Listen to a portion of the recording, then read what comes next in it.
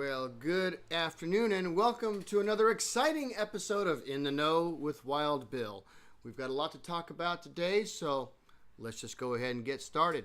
Because this week in history, it was in fact today. Yes, today is the day that Charles Lindbergh managed to land the Spirit of St. Louis deftly onto a nice runway in Paris, France, becoming the first person to solo fly across the Atlantic. So, good going, Charles Lindbergh. Great job.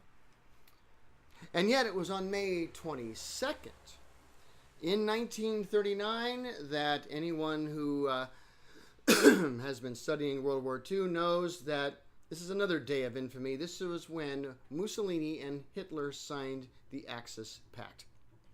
This created the Pact of Steel. That was the formation of the Axis powers, which eventually included a number of countries, Japan and others, that were fought against the Allies in World War II. But this was the day that it was officially formed. Now let's look at May 23rd, because it was May 23rd in 1785 that Benjamin Franklin announced the invention of bifocals. Yes, this was when the famous inventor Ben Franklin provided a means for old people to both look far away and read a newspaper at the same time. Yes, he did this, and that was on May 23rd, 1785. But, there's more that happened on May 23rd. Did you know, and if you're in the know, you should, that it was on May 23rd, 1934, that Bonnie and Clyde were killed by Texas Rangers?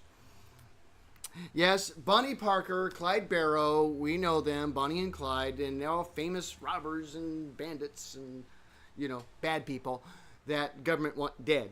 And they got dead in a big way. In fact, the actual car that they were in when they were killed is on display at the Piccolo Pete's Casino on State Line in Las Vegas. So if you ever want to see the car full of bullet holes that were done by Texas Rangers, you will find it there at State Line. Okay, May 24th. In 1543, on May 24th, Nicholas Copernicus published his mathematical proof that, in fact, the Earth revolved around the sun. You see, you ever heard of a guy named Aristotle?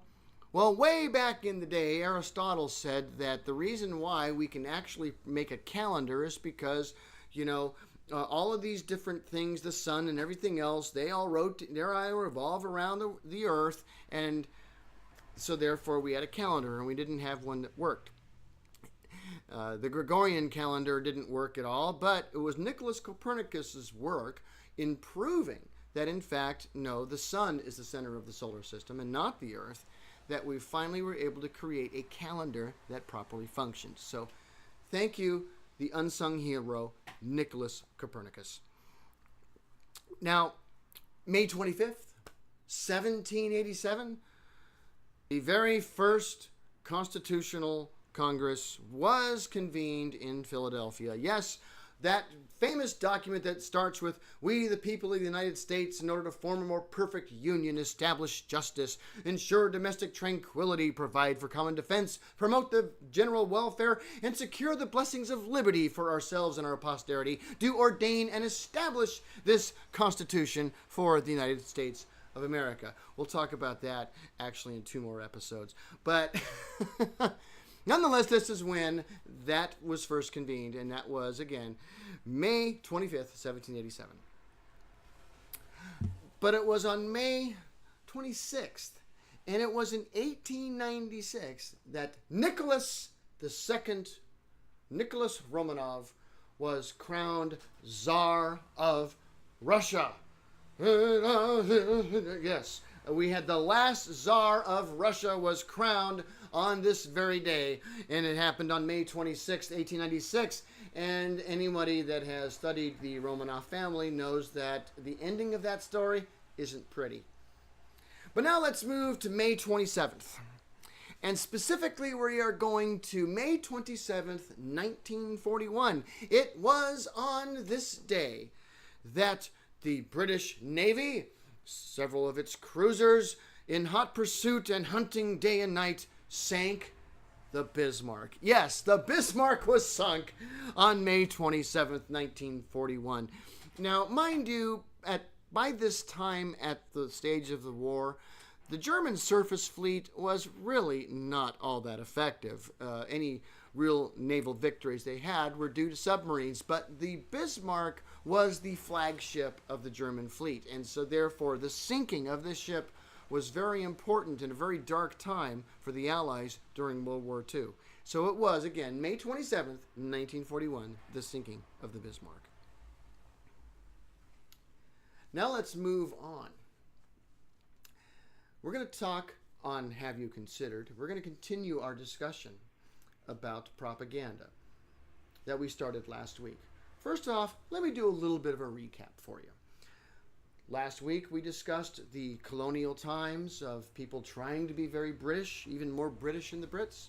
We talked about the importance of Benjamin Franklin, his first political cartoon that eventually became the inspiration of the Gadsden flag. We spoke of the initial workings of the press, working with the government to promote some ideology of what it means to be the underdog and to be coming up from behind. We also spoke of an important thing, the American fairy tale, of which Washington Irving wrote the first one, which was, of course, Rip Van Winkle, in an effort to get us away from thinking like old British subjects and thinking in an American way. But now let's move forward, because technology changes. First of all, there were a number of changes in printing. Printing became simpler. The printing press became more refined from 1800 to the 1850s and 60s. But also there was another development, and this was called photojournalism. Photography had its early beginnings in the 1830s, but by the time we get to the 1860s, photography is a very important part of journalism, and it had become a new technology that was going to become critically important in how American propaganda was actually formed. To really look at the next major development of American propaganda, we need to first look at the presidency of Abraham Lincoln. Okay. If you know me or have watched this show, you know that I'm not particularly a fan of Mr. Lincoln. However, one thing I can't deny is the man was intelligent, and he knew what he was doing, and he knew why he wanted to do it. Here's the problem. From 1820 to 1860, this country had essentially torn itself apart. Part of the reason for this was the media was not under direct federal control. This needed to change. Lincoln understood that if he was going to continue to exist as a unified federal government, then a simple principle had to be established. And this principle is that it is the responsibility of the federal government to somehow convince its people that it actually cares about the Constitution. Now, mind you, the federal government does not necessarily care about it. However, what's important is that the people think they do. And Lincoln was keen on this. And Lincoln understood that if he has a nation that he's going to bring together, the only way he's going to do it, and do it in a way that people won't realize what's happening, is if he gets the media on his side. And so he came up with a plan. It was brilliant, brutal, but brilliant.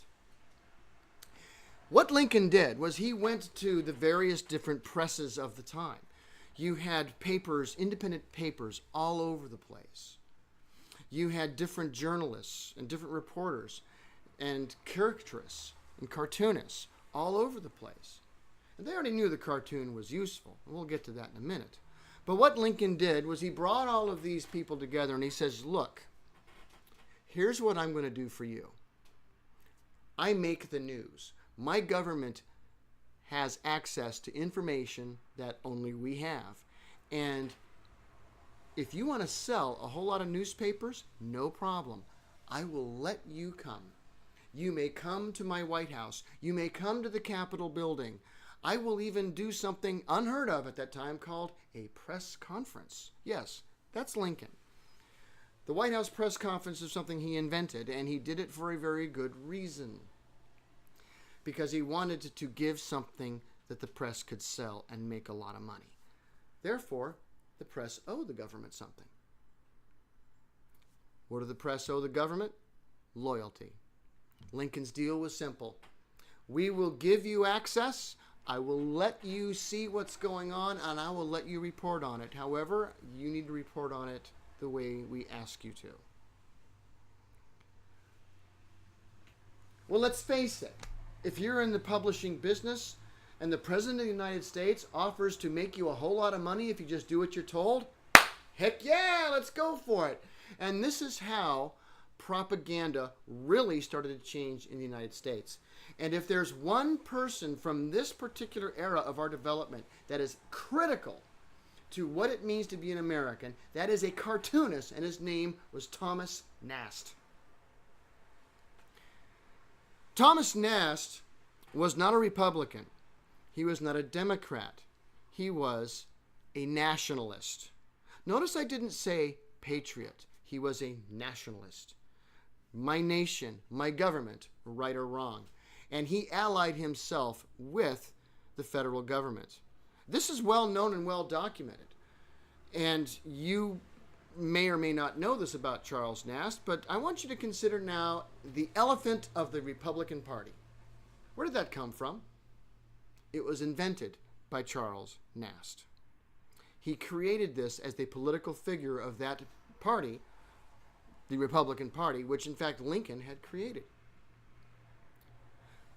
Do you believe in Santa Claus? Well, take a look at this picture of Santa Claus here, because that is actually the depiction, the very first modern American depiction of a Santa Claus as we understand him today. The elfin figure with the long white beard and the red cloak, that's Thomas Nast. Again, he's the one who created this American, very American thing. He did it for and working with the government. How about Uncle Sam? Now, admittedly, Uncle Sam, as an item or as a fictional character, dates from 1814.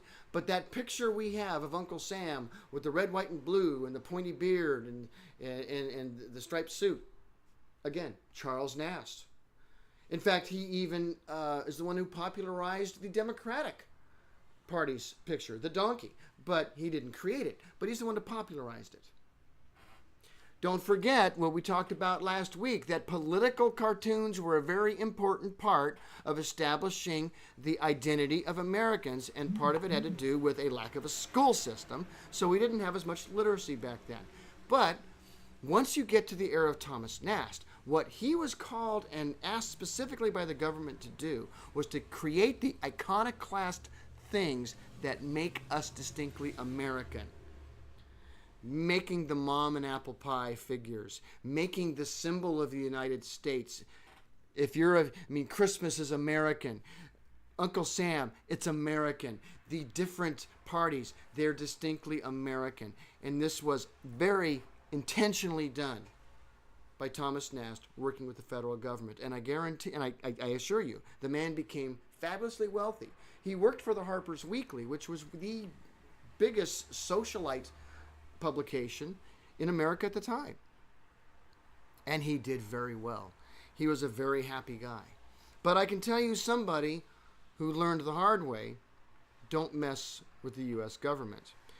This man was none other than Mathew Brady.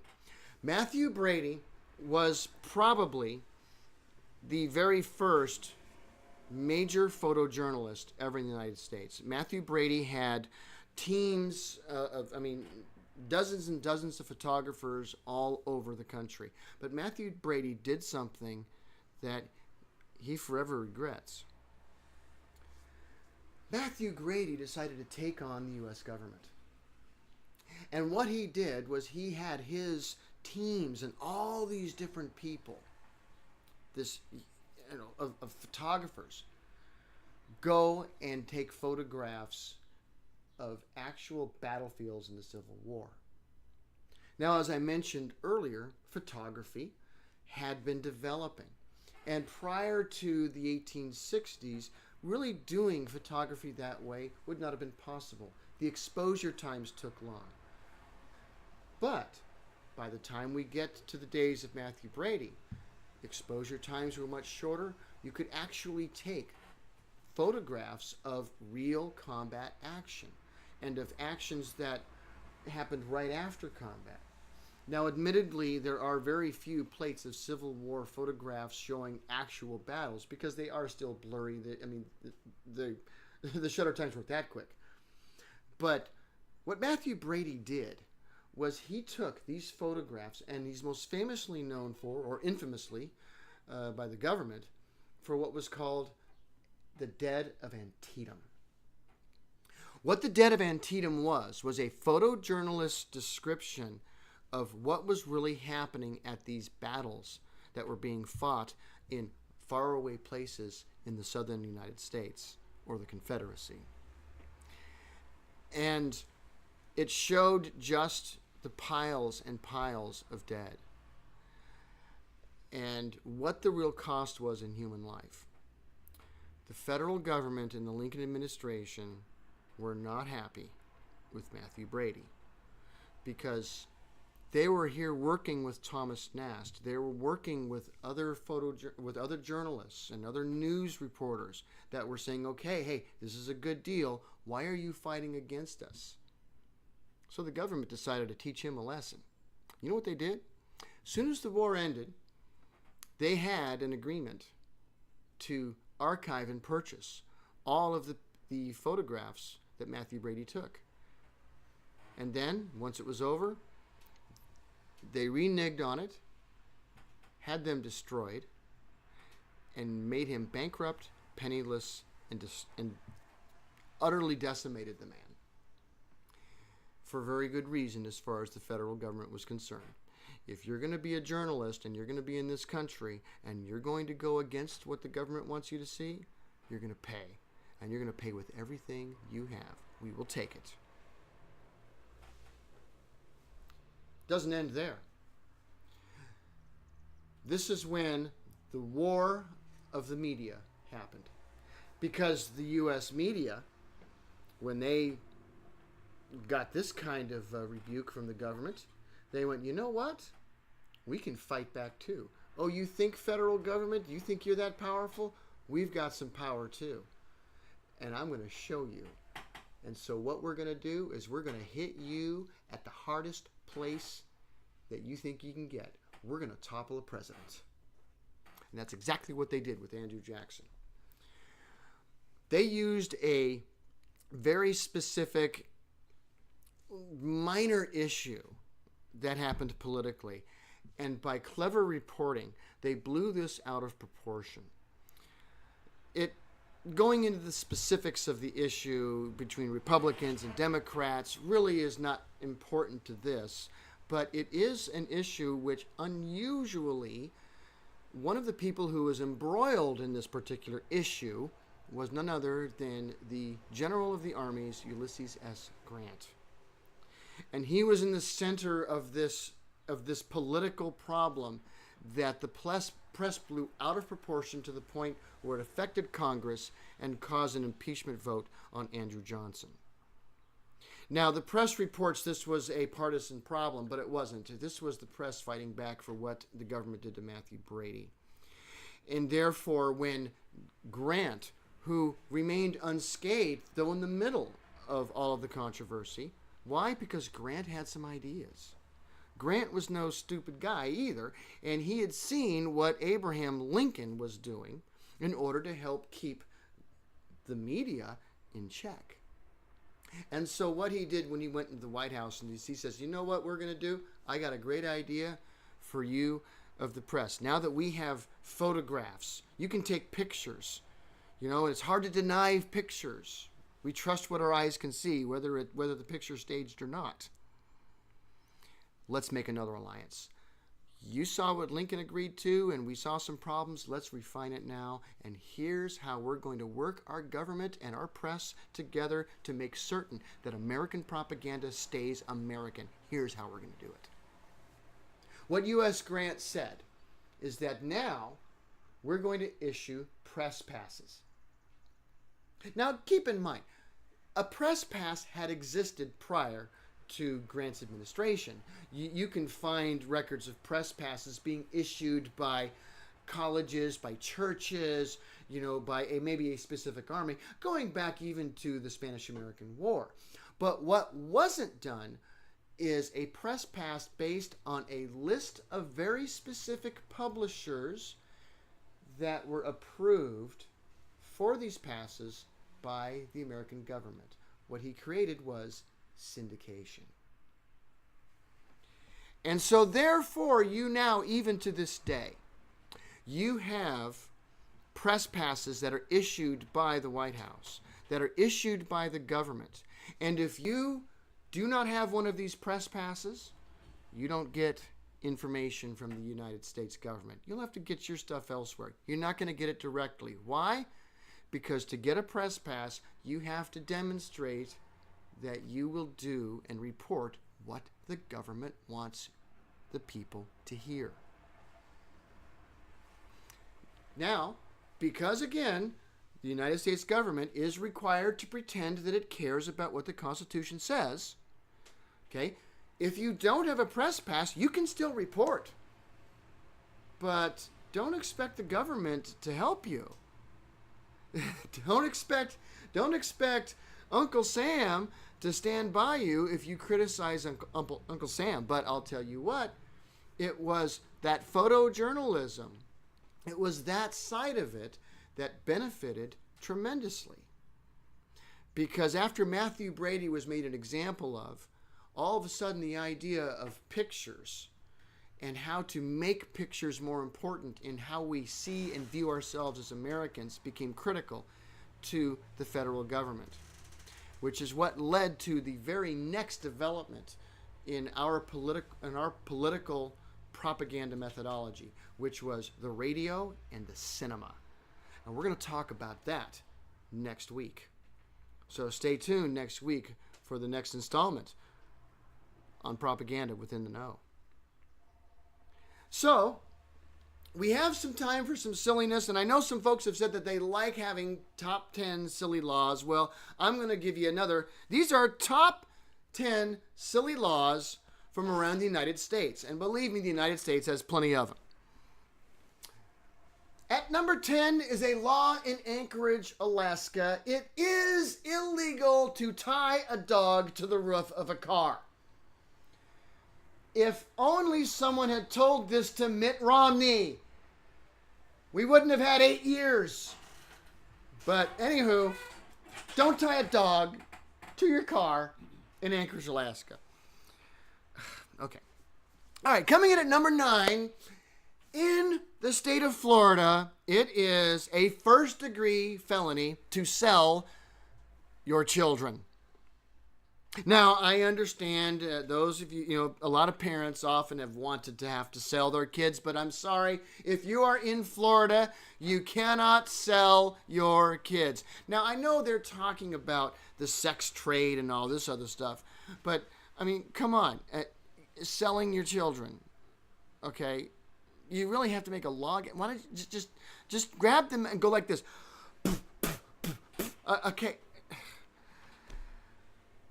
Okay. Wisconsin, you're coming in at number 8. Cheeseheads, you've gone too far. Because it is illegal in the state of Wisconsin, if you own a restaurant, to serve apple pie without cheese. I mean, come on. I mean, literally, you have to tell people that if you're in public, you have to eat cheese in Wisconsin. Are you that? Come on. What are you regulating here? Okay.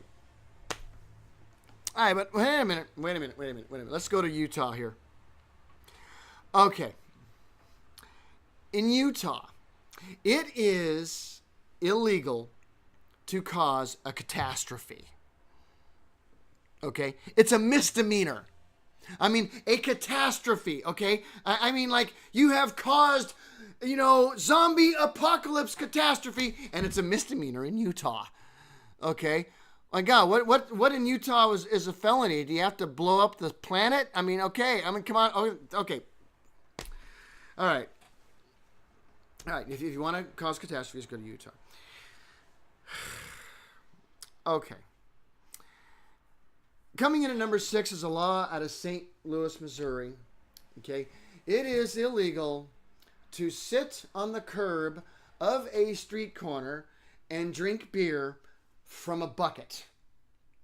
Now, you can do it from a bottle on a street, sitting on a street corner, or you could stand and drink from a bucket, beer from a bucket. But you can't sit on the curb and drink beer from a bucket.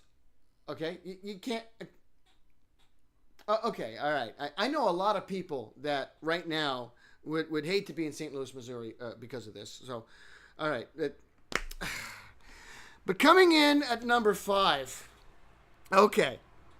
When it comes to all of these ridiculously stupid laws, this one is the easiest to enforce. In New York, it is a capital offense to jump from the top of a skyscraper. Now, if you jump from the top of a skyscraper, is there going to be enough left of you to scrape off the pavement to put on trial? Okay? You see, you know, I mean, it's you're dead already. Come on. Thank you, New York, for legislating something that obvious. All right. Number 4, in Hawaii, it is a law that if you are a resident of the state, you have to own, operate, and maintain a boat. Okay. Now, you know, I've lived in Hawaii for a little while. I was stationed on a boat in the Navy. I didn't own the boat. I was just part of the boat. It was a big boat. It was a guided missile frigate. But there are people who live in apartments on the 12th floor of whatever in the middle of a town and everything, and they have to, by law, have a boat. Okay? I mean, why? Okay, Hawaii, but that's not as bad as Minnesota, who came in at number 3. All right, Minnesota, we're gonna have a talk here. It is against the law, technically against the law in the state of Minnesota to sleep naked. Now, now wait a minute, okay? Now, I'm going to tell you right now, I mean, I don't like to be encumbered with clothes when I go to bed. I just want to have a whole bunch of covers over me and just kind of snuggle up, and it helps me get one with nature, which you should be able to do in Minnesota. I mean, there's nothing but nature there. But no, you can't sleep naked in Minnesota. All right, again, I don't want to have to be the cops enforcing this, okay? Okay. All right. Number 2 of ridiculous laws comes from Nebraska. Okay. In Nebraska, you can be arrested if you are a parent of a child and your child burps during a church service. Yes, it is against the law. Your child burps in a church service, you're going to jail, okay? We can't have children burping during a church service. Come on. Please, Nebraska, please. Okay. But as bad as that is, let's talk about the number 1 on the list today. In Rhode Island, it is a felony offense to conduct a racehorse on a public freeway. Now, tell me, why do you have to make a law saying that you can't bust out 10 or 12 horses on Highway Interstate 5 and go, and they're off? I mean, come on! I mean, do you really have to legislate this? How stupid do you have to be to try to beat up your horse on asphalt for that matter. Nonetheless, in the middle of rush hour freaking traffic, you're trying to run a horse race on the freeway. Okay, I mean, I'm sorry. Rhode Island, that is just, you win today's, silliest laws from around the USA. So, with that being said, we've had some fun today, and don't forget to watch the show next week when we're going to go into the next phase of American propaganda. Of course, we'll be doing our This Week in History, and who knows what I'm going to do for silliness.